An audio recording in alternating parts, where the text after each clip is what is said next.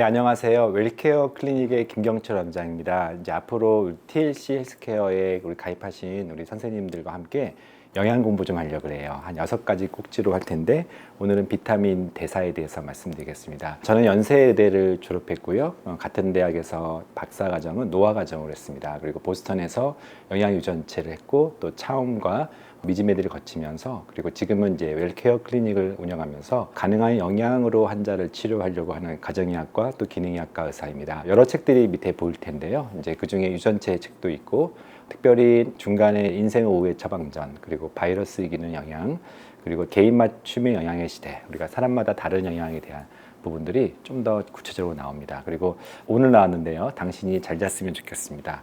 우리 한 파트가 이제 영양과 수면에 대한 부분들인데요. 그런 부분들을 강의를 이어나가도록 하겠습니다.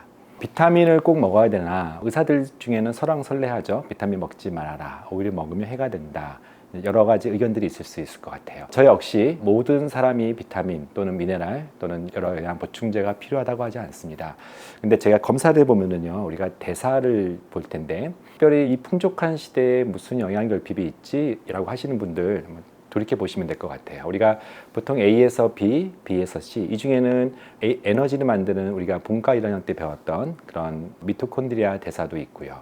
또 해독을 시키는 디톡시피케이션과 관련된 대사도 있고 여러 대사들이 있단 말이에요. 근데 A에서 B, B에서 C로 넘어가는 이 대사가 순탄하게 가야 되는데 사람마다 쉽지가 않은 경우가 있어요. 그래서 이렇게 쭉 넘어가 줘야 되는데 B에서 C로 넘어가지 않아서 이것이 소변으로 축적되는 것을 기능의학적으로는 소변 유기산 검사인데 그럼 나중에 별도로 말씀드리고 B에서 C로 넘어가야 되는 저 부분에서 특정 엔자임이 결핍이 되는 경우가 첫 번째는 타고난 유전자의 변이 때문에 그래요. 우리가 잘 아는 호모시스틴이 증가되는 거 대표적으로 MTHFR 유전자 변이가 있어서 그것이 비타민 B9, 즉 엽산의 대사를 망가뜨리죠. 그래서 호모시스틴 증가. 이렇게 유전적인 개인차가 굉장히 크거든요. 그래서 개인차. 두 번째는 나이가 들면은 저 엔자임 액티비티, 효소의 기능이 떨어져요. 그래서 나이 들면 여러 가지로 에너지가 떨어지는 가장 큰 이유 중에 같은 걸 먹어도 그것이 대사가 느려지기 때문이에요. 세 번째는요.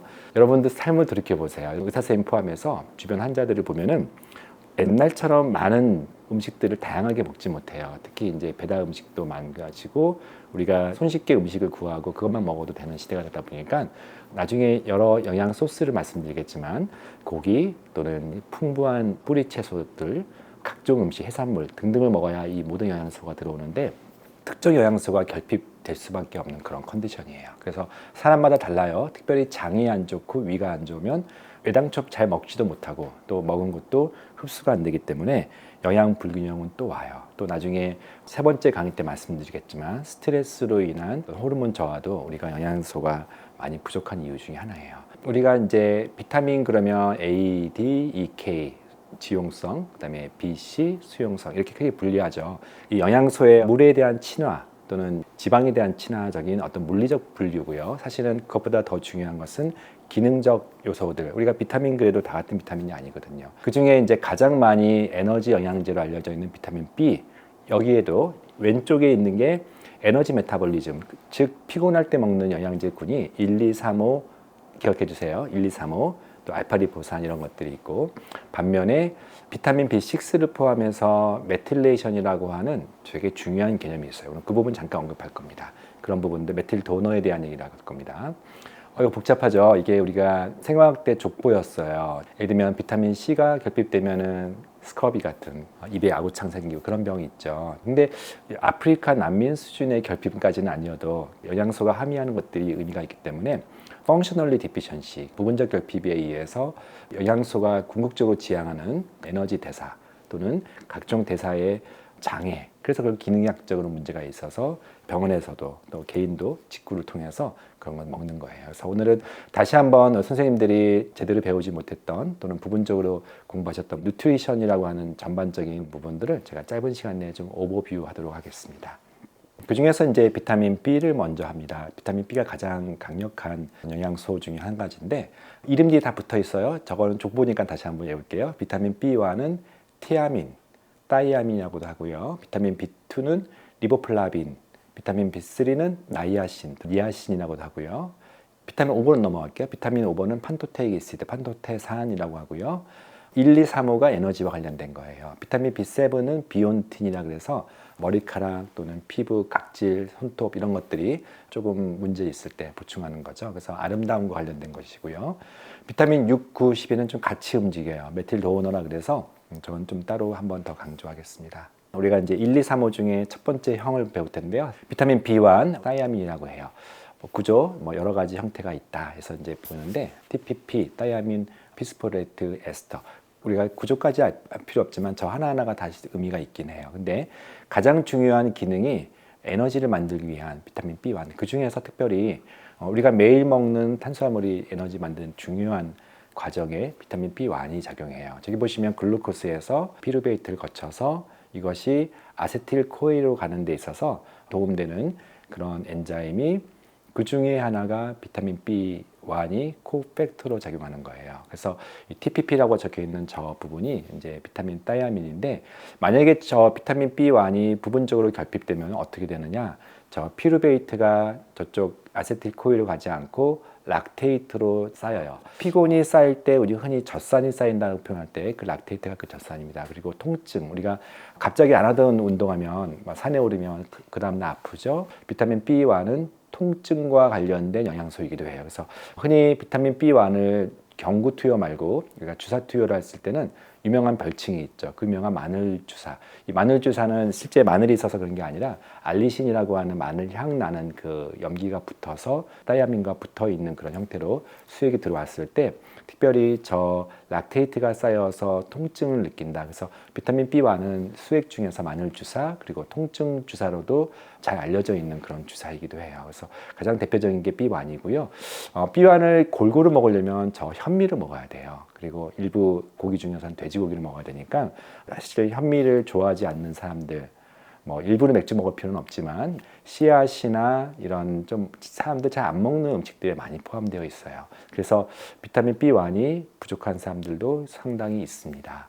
가장 대표적인 증상이 디멘치아, 뉴로패시 같은 이제 비타민 B는 워낙 많은 곳에 작용하지만 가장 유명한 증상이 퍼티그, 만성 피로이기 때문에 B1이 흔히 수액 중에서 이제 마늘 주사라는 이름으로 많은 사람들에게 투여가 되는 거예요. 안전한 병, 베리베리 증후군 이런 것까지는 알 필요 없지만 우리 흔히 임상적으로는 피로감과 브레인 포그 같은 이런 메모리 로스 같은 게 생긴다. 그 정도 이해하시면 될 것 같아요. B2는요, 리보플라빈이라고 하는데 역시 좀 낯설죠, 이름이요. 비타민 B2도 역시 4가지 기능 중에 첫 번째가 에너지 프로덕션이에요. 똑같이 글루코스, 탄수화물이 대사가 돼서 피루베이트를 거쳐서 아세틸코에로 가는 그 과정 속에서 중요한 4가지 엔자임 중에 하나의 코팩터라고 보시면 돼요. 그 외에도 우리 몸속에 있는 약물이나 환경 호르몬들을 배출시키는 데도 도움이 되고 또 고지혈증의 콜레스테롤의 대사와도 관련되기도 하는데 핵심적인 게 에너지 프로덕션이에요. 그래서 우리가 에너지 대사가 피루베이트, 즉 탄수화물 대사가 미토콘드리아 가는 데 있어서 컴플렉스 1, 2, 3, 4 이 4가지 과정을 거치는데 그 중에서 대표적으로 FAD라고 하는 산화 환원 반응과 관련돼서 계속 에너지를 전달하는 그런 과정에서 핵심적인 역할을 B2가 해요. 자, B2는요, 여기 있는 음식들 딱 보면은 이제 우유 좋아하시는 분들 또는 역시 또 고기가 포함돼요. 그래서 비타민 B가 상당 부분이 고기랑 관련돼요. 비건이나 고기를 덜 먹는 사람들이 피곤한 이유 중에는 비타민 B 공급이 부족해요. 고기 또는 씨앗 또는 이런 아몬드 같은 부분들이 많이 포함되어 있어요. 우리가 병적인 경우도 물론 여러 병들이 있어요. 그중에 혈구를 못 만드는 그런 병들도 있어요. 근데 그것보다는 주로 이 혀에 구내염이 생긴다든지 또는 지루성 피부염이 악화된다든지 그리고 여기 있는 증상들 하나씩 보면 여러분들 외래에서 많이 보는 증상들이에요. 그러니까 생각보다 B2 결핍도 많고요. 그런 고기들을 안 먹거나 그랬을 때 생길 때 이런 증상들을 한 번씩은 다 워낙 많은 증상들이 있으니까 제너럴하게 많이 포함되는 증상들이죠. B3, 나이아신 들어보셨을 거예요. 중성지방 떨어뜨리는 그 약 맞습니다. 나이아신. 비타민 B3는 또 니코티나마이드, 또 니코티닉 애시드 이런 형태로 대사가 됩니다. 역시 여기도 조금 에너지 프로덕션이라고 해서 앞서 FAD처럼 NADH라고 하는 과정에서 중요한 산화 환원 반응의 매개체예요. 비타민 B1, 2, 3은 거의 같이 다니는 탄수화물 중심의 에너지 대사라고 보시면 되고 역시 여기도 닭고기, 소고기 그렇죠? 우유. 그러니까 기본적으로 동물성 음식들이 비타민 B1, 2, 3을 활용하고 있어요. 뿐만 아니라 역시 여기도 땅콩이나 이런 부분들이 비슷하게 있어요. 그러니까 이런 것들을 싫어하거나 알러지 때문에 안 먹는 사람들한테 문제가 될 수 있고요. 앞서 비타민 B3의 결핍은 옛날에 족보처럼 저희가 펠라그라, 4D 그래서 아프리카에 많죠. 더마타이티스, 디멘치아, 기억력 저하, 그리고 다이아리아, 죽음까지. 그래서 4D 되게 이제 드물죠. 우리한테는 그 정도까지는 아니니까. 근데 각종 관절염도 여기는 포함되고요. 그리고 디프레션이라든지 물론 만성 피로에 주된 범인 중에 하나예요. 나이아신 우리가 대표적인 화학적 기호로는 익숙할 거예요. 마지막 비타민 B1, 2, 3, 5 중에 막내 판토테닉 애시드를 잠깐 보면은요. 판토테닉은 거의 모든이란 뜻이기 때문에 에브리웨어니까 사실 판토테닉 애시드 B5가 웬만한 음식에는 다 들어있어서 그렇게 크게 결핍은 없다고 보시면 될 것 같아요. 이것도 역시 주된 역할은 비타민 1, 2, 3과 함께 5는 에너지를 만드는 데 사용된다고 보시면 돼요.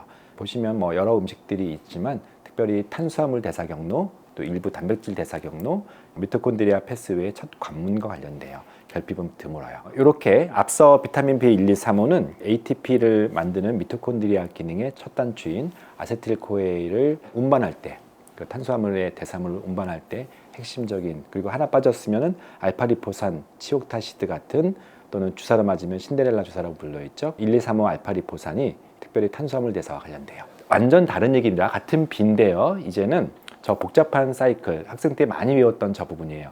저거를 메틸레이션 사이클이라고도 불리고요. 또는 중간에 유명한 거 하나 있는데 호모시스테인과 관련돼요. 이 그림의 왼쪽 아래쪽에 호모시스테인. 우리 의사들은 다 알죠? 호모시스테인이 증가가 됐을 때 12 이상일 때 엽산의 부족. 근데 엽산의 부족 하나만 가지고 설명하지 않고요. 중간에 엽산으로부터 저 복잡한 사이클을 거쳐서 메티오닌, 셈, S-아데노 메티오닌 이렇게 해서 우리 몸속에서 또 하나의 메틸레이션 사이클의 핵심이 펼쳐지는데 중간중간에 저 빨갛게 보이는 비타민 6번 피리독신, 비타민 9번 엽산이죠. 먹는 음식을 통해서 들어오는 것이니까.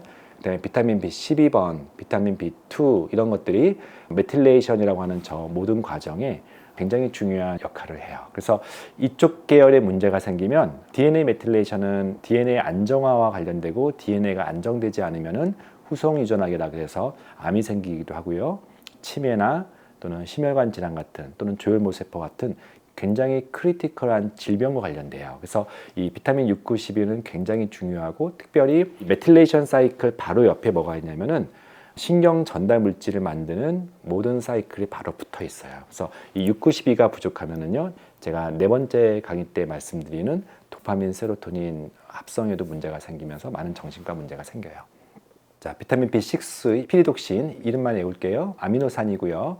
역시 비타민 B6는 고기예요. 우울할 때 이 비타민 B6가 많이 결핍되는데 우울증과 관련된 비타민 B6는 굉장히 유명한 얘기고요. 또 손발저림이라든지 이런 페리페랄 뉴로패시도 관련되는데요. 카팔 터널 신텀, 저게 이제 대표적인 손저림이죠. 근데 대표적인 게 B6가 그 증상이지만 그거 말고도요. 굉장히 많은 정신과적 또는 상과적 여러 가지 관련돼요. 소스가 역시 대표적으로 고기, 생선, 또 씨앗 종류 이런 부분들이니까 이런 것을 먹지 않을 때는 많은, 특히 바나나에 되게 풍부해서 우리가 트립토판이라고 하는 것은 바나나가 가장 중요한 소스이기도 해요. 트립토판을 통해서 세로토닌이 만드는데 그때 매개체가 비타민 B6이기도 해요. 비타민 B9 엽산은요 산모들한테 필수. 근데 산모뿐만 아니라 사실 대장암 환자라든지 굉장히 중요한, 그리고 앞서 메틸레이션 사이클, 그래서 좀 더 다른 말로 메틸 도너, 특별히 CH3라고 하는 카본을 주고받는 것이 메틸레이션의 핵심인데, 그래서 완카본 도너 또는 메틸레이션 도너라고 불러. 가장 첫 스타트가 저 B9 폴릭애시드 엽산이기 때문에 엽산과 관련된 스토리는 단순히 산모 때, 산전 때 태아의 기억만 있는 게 아니고 굉장히 많은 증상이 있어요. 그 중에서 엽산 저할 때 피곤도 물론 있지만 뭐 어떤 정신적 무력감이라고 보통 표현하는데 굉장히 많은 증상들이 사실은 엽산과 관련되기 때문에 혹시 원장님들 피 검사할 일이 있으면 이 MTHFR, 그런 이제 유전자 변이를 말한 거죠. 또는 호모시스테인 같은 검사들을 좀 눈여겨볼 필요가 있어요. 자, 공급원 역시 보시면은 이거는 조금 고기 종류보다 이제 6, 9, 12는 사실은 고기보다는요 좀 더 저런 다양한 식물성 식품에서 많이 나와요. 뭐 그 중에서는 역시 또 쌀, 콩가루, 배약, 그리고 또 동물 중에 일부. 그러니까 굉장히 다양한 음식들에서 오고요. 너무 유명한 것이 뉴럴 튜브 디펙트처럼 임신 초기에 이것을 공급되지 않으면은 여러 척추 질환을 포함해서 뇌 질환까지 포함되는 또 그 유명한 클레프트라고 하는 언창이 같은 게 생기기도 하죠. 그러나 이제 좀 더 기능적으로 많은 게 저 무드 디스오더, 디프레션이에요. 그래서 특별히 나이 드신 분들 뇌 기능과도 관련되니까 692는 굉장히 중요하고 692 중에 어떤 거라도 부족하면 호모시스틴이 증가되면서 치매 또는 심근경색 같은 질환이 생기죠. 엽산을 얼만큼 먹어야 되느냐? 사실 독성에 대한 문제가 있긴 한데 대부분의 우리나라에서의 보고된 바는 엽산 부족이 문제지 엽산 과잉이 돼서는 그렇게 문제를 일으키진 않아요. 비타민 B12는 코바라민이라고 또 부르죠. 비타민 B12는 특별히 메갈로블라스틱 아네미아, 흔히 혈구가 굉장히 큰 형태의 아네미아이고요. 되게 유명한 그 비타민 B12의 대표적인 증상이죠. 조혈모세포와 관련된다. 그래서 저것이 부족하면은 철분 부족과는 다른 형태의 빈혈이 생긴다. 그래서 우리 굉장히 알고요. 근데 좀 더 기능의학적으로, 영양학적으로는 역시 신경 전달 물질과 관련돼요. 이 메틸도너 또는 왕카본 메타볼리즘 바로 옆에 있는 신경 전달 물질의 그 사이클과 관련이기 때문에 여러 도파민, 세로토닌 같은 가바 같은 핵심적인 신경 전달 물질이 부족할 수 있기 때문에 비타민 B12, 특별히 자폐 아이들한테 굉장히 많아요. 물론 이제 우리가 비타민 B12가 부족해지는 대표적인 게 위암 수술이겠죠. 소장에서 흡수돼야 되는데 그쪽까지 잘렸을 때 비타민 B12는 대표적으로 위가 부분적으로 절제되신 분, 위암 수술한 환자한테는 필수적으로 비타민 B12가 들어가기도 하죠. 근데 여전히 이런저런 이유로 먹지 못했을 때 피로감을 포함해서 메모리 로스를 포함해서 여러 증상이 생길 수 있다. 단순히 메갈로블라스틱 아네미아처럼 그런 질병까지 안 가더라도 이런 증상들이 있다는 것을 기억하시면 돼요. 다시 요약합니다. 비타민 B1, 2, 3, 5는 ATP를 만드는 미토콘드리아 첫 단추인 아세틸코에까지 옮기는 그런 역할을 1, 2, 3, 5, 특별히 마크로뉴트리언트 중에서는 탄수화물 대사와 관련돼요. 비타민 B7은 오늘 다루지 않았지만 흔히 머리카락, 그다음에 손톱 이런 것들이 약해질 때 먹는 대표적인 비온틴. 6, 92는 같이 다녀요. 피리독신, 엽산, 코바라민 같이 다니는 거 꼭 기억해 주세요. C 같은 경우는 우리가 아스코빅 애시드라고 하고요. 그다음에 항산화제로 많이 알려져 있는데 이제 특별히 C는 그야말로 저렇게 색깔 컬러풀한 그런 과일, 야채들에 많죠. 그리고 비타민 C는 너무 유명하죠. 가장 핵심적인 게 감기가 자주 걸린다, 면역 질환, 또 치과적인 질환 중에 치주 질환. 비타민 C 자체가 오랫동안 항해를 했을 때 저런 야채나 과일을 먹지 못했던 스커비라고 하는 질병이 잇몸출혈로 알게 됐으니까, 그렇죠? 근데 되게 많이 강조되는 것은 바로 이 라이너스 폴링이라고 하는 미국의 생화학자를 통해서 고농도의 비타민 C, 뭐 굉장히 수준 높은 상상 이상의 비타민 C를 먹었을 때 하루에 2만 mg이라고 하는 상상 이상의 것을 먹었을 때 효과가 있다라고 해서 논란거리가 많이 됐죠. 그래서 이게 이제 암 환자뿐만 아니라 감기에 자주 걸리는 사람들한테 일반인들이 많이 먹는 방식. 왜냐하면 가장 그 어떤 양서보다 제일 싸기도 해요. 근데 한 가지 단점은 이게 먹을 때 위를 한번 긁고요. 또 설사를 할 수가 있고요. 또 너무 많이 먹으면 신장결석이 생기기 때문에 이런 고함량의 비타민 C에 대해서 항상 논란거리가 있었어요. 그럼에도 불구하고 이제 최근에 되게 많은 서플리먼트들이 흡수율을 개선시키는데 리포솜 형태로 나오기 때문에 이런 녹십자 빈강의 리포솜 비타민 C 같은 경우는 적은 용량을 먹어도 흡수율이 한 3배 정도 되니까 이런 고함량에 대한 부담스러우신 분들이 대안으로 삼으실 수 있을 것 같아요.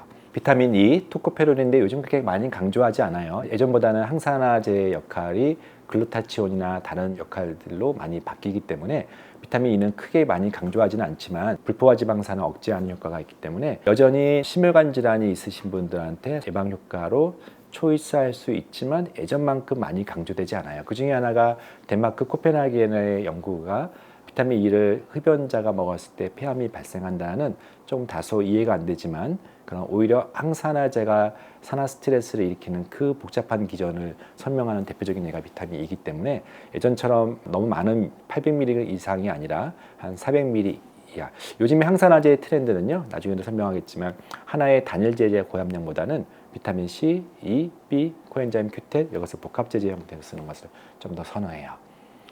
비타민 A는 이제 우리가 레티노이크 애시드라고도 알려져 있고 비타민 A 결핍일 때 대표적인 증상이 야맹증이다 할 정도로 비타민 A는 비전, 시럽과도 관련됐어요. 근데 비타민 A는 별도로 카로테노이드라고 해서 여러 컬러들의 야채, 과일, 채소 등등의 비타민 A 한 핵심이 베타카로테인이고 이것이 강력한 항산화제일 수도 있고 시럽과도 관련되기 때문에 안구의 문제, 안저의 문제가 있을 때는 비타민 A가 보충이 돼요.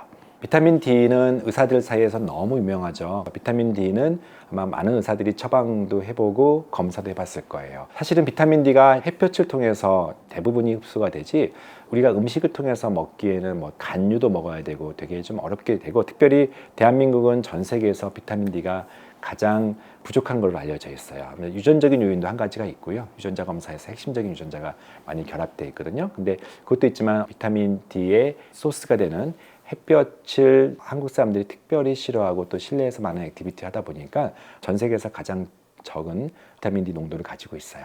너무나 유명한 이 대사물이죠. 비타민 D는 경구를 통해서 흡수하더라도 또는 수액을 통해서 흡수하든지 간을 거쳐서 활성화돼요. 간에서 1단계 25 하이드록시 콜레카시페로일 보통 25OH-D3죠. 그리고 키드니에서 한 번 더 활성돼서 이 1,25 즉 OH2D3 이게 이제 가장 액티브 폼의 비타민 D이기 때문에 1,25 OH2D3가 많을수록 우리 몸속에 많은 도움이 돼요. 그 중에 대표적인 역할이 너무 잘 알려져 있는 칼슘을 소량 먹어도 비타민 D가 활성화되어 있으면은 그것이 몸속에서 칼슘을 많이 흡수시키고 이동시키는 그런 통로로 알려져 있어서 특별히 골다공증, 골감소 환자한테는 비타민 D가 강조되고요. 근데 비타민 D는 그거 말고도 굉장히 많은 도움이 돼요. 특별히 암을 예방한다 해서 대표적인 면역 비타민 그리고 비타민 D는 거의 호르몬으로 분리될 정도로 굉장히 많은 역할들을 하는데 그럼 얼마나 많이 먹어야 되느냐?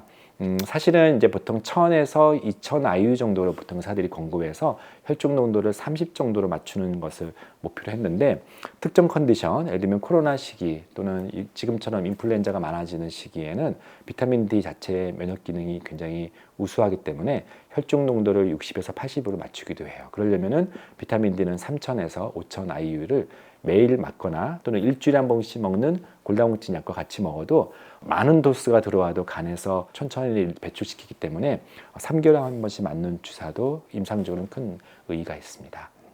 마지막으로 비타민 K는 최근에 굉장히 많은 의사들이 관심이 있어요. 이제 비타민 K도 K1, K2 그 중에서 특별히 K2가 메나키논이라고 해서 대표적으로 몸에서 사용되는 K2인데요. K2 같은 경우는 어떤 역할을 하느냐? 사실은 요즘 뜨고 있는 가장 큰 이유가 첫 번째는 이것이 골다공증 예방에 그러면 비타민 D랑 사실 겹치죠. 근데 그거 말고도요. K2가 특별히 블러드 클럿을 예방해요. 또는 경동맥 초음파를 하면은 칼시피케이션, 석회화가 되어 있는 경우에 이 K2를 가지고 석회화, 이 기전산 그래요. 칼슘의 어떤 리디스트리뷰션을 가져오기 때문에 칼슘 석회 또는 블러드 클럿에 의한 플라크들을 제거하는 효과가 있다 그래가지고 심혈관 질환 예방에도 큰 도움이 되기도 해요. 칼슘 많이 먹을 때 석회가 많이 늘어나기 때문에 석회화가 진행되어 있는 어떤 심혈관 계통, 심장이나 경동맥에 근데 골다공증까지 있다. 그러면 Ynot 비타민 K 또는 비타민 D 이렇게 할 수 있습니다. 이제 오늘은 비타민 중심으로 B, 그다음에 C, A, E, K 다양한데 핵심은 이거예요. 비타민이 부족한가를 청취해야 돼요. 아까처럼 많은 음식들을 나열해서 먹어야지만 들어올 수 있고 또 많은 증상들이 질병까지 아니어도 기능 이상 관련되기 때문에 활성화된 비타민 B를 특별히 강조하는데요. 그런 부분들 같이 공부해 봤습니다. 네, 감사합니다.